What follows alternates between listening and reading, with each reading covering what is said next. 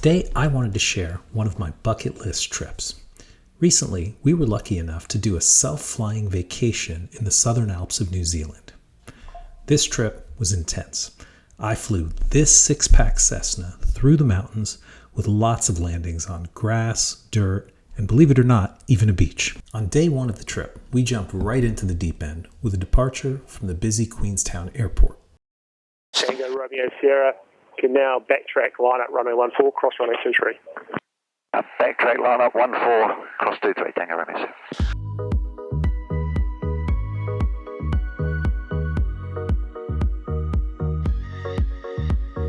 Just call straight ahead to advise runway 14, clear for takeoff. Straight ahead to advise, clear for takeoff, 14 Tango Romeo Sierra.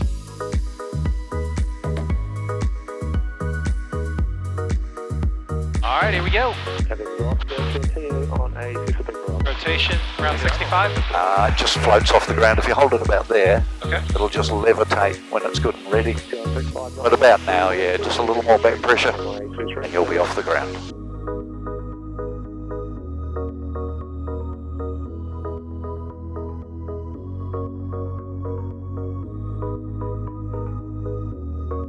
And we're going to come around this bit of mountain and then we're going to turn right round that corner. Gotcha.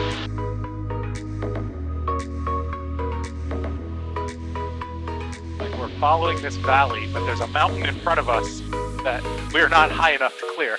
No, we'll follow the valley. And you're allowed quite close to the terrain if you like. Oftentimes it's the safest place to be. You know, when we're in a very tight valley, of course, Yeah. you have to maintain your Yeah. turning circle. Yeah, I was reading about that. This, like, intuitively, I would want to be in the center of the valley. Yep. It said it's better to be on a side. Yep. That way, if you have to do a chandelle, you have room. Yeah. It seems, none of it's rocket science, is it? You sort of, once someone points it out, you go, yeah, that makes sense. I think I'll do that. But my initial reaction is, you'd want to stay in the dead center of the valley to maintain separation from the mountains. Right, yeah. You are very close to that mountain. Yeah. By design. You weren't listening a second ago. I was listening, but now Yeah. it's very close. Oh no, we get closer than that. No, but seriously, it's the safest thing to do in certain circumstances. On this first leg, we landed at a sheep farm called Geordie Hill Station. Like most of the trip, there was really no need for any aviation charts because we weren't landing at a proper airport. Rather, we landed on grass strips and other soft fields all week long.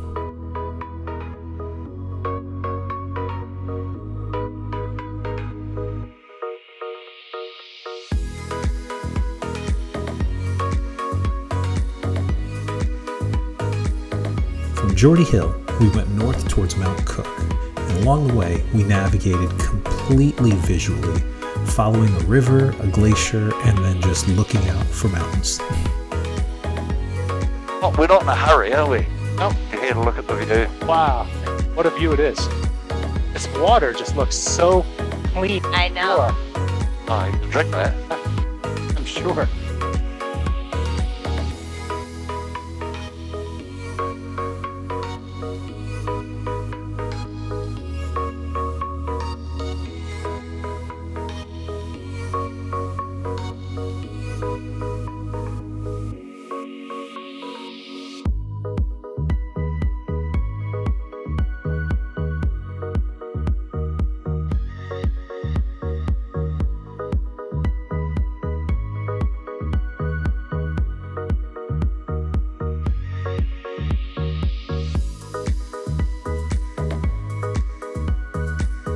After a lap of Mount Cook, it was time to head back to our home base of Wanaka. This time, we navigated by following a different glacier all the way back. Another cool experience I had was getting to fly in this 1949 de Havilland Tiger Moth. I had seen pictures of this plane before, but this is the first time I got to see it in person for real and even go for a flight. About to go for a flight in my very, very first Tiger Moth. And Ben back here tells me that we might be flying inverted for some of the times. Let's see how that goes.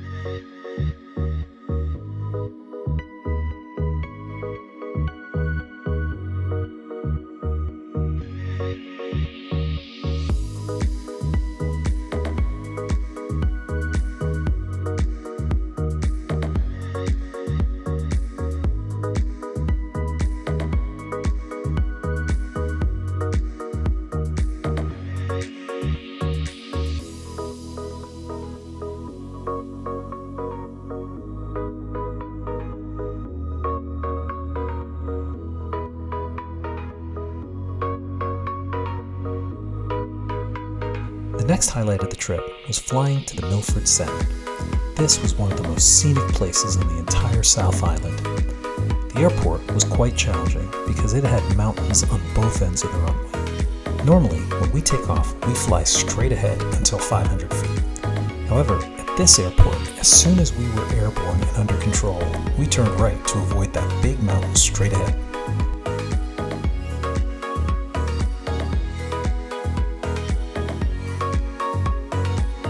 Are you close to that tree? Oh, ye are loving it. That's exactly. That's what he told me I'm supposed to do. Oh, I like that. God. I have been trained. AJ's having the best time. That's good.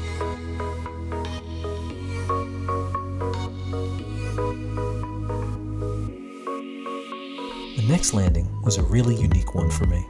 It was a bit challenging, but we landed on a beach. Have you ever gotten stuck? Yep. Oh, It happens. When Lisa asks a question like that, the correct response is, I'm busy, I'll explain on the ground. Oh, right, okay. But like, the cat's out of the bag.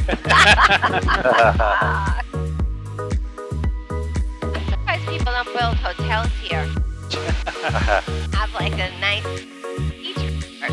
Said that on every beach we passed. I know, but this one is really nice. It is lovely.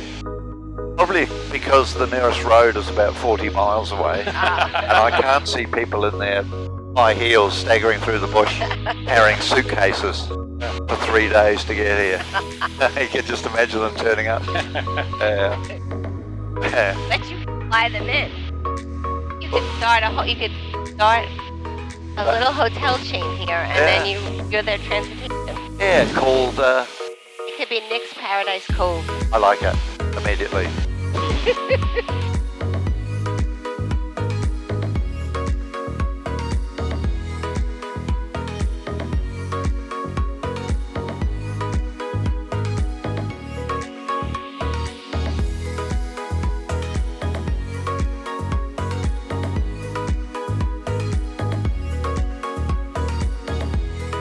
Did it!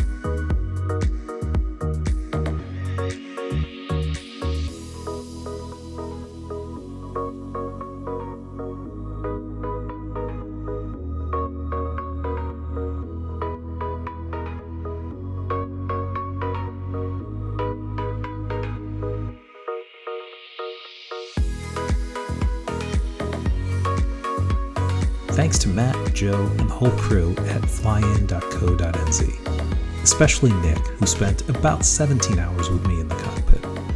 Not only did he help make this a bucket list trip, but he also gave me a newfound appreciation for hand flying and looking out the window.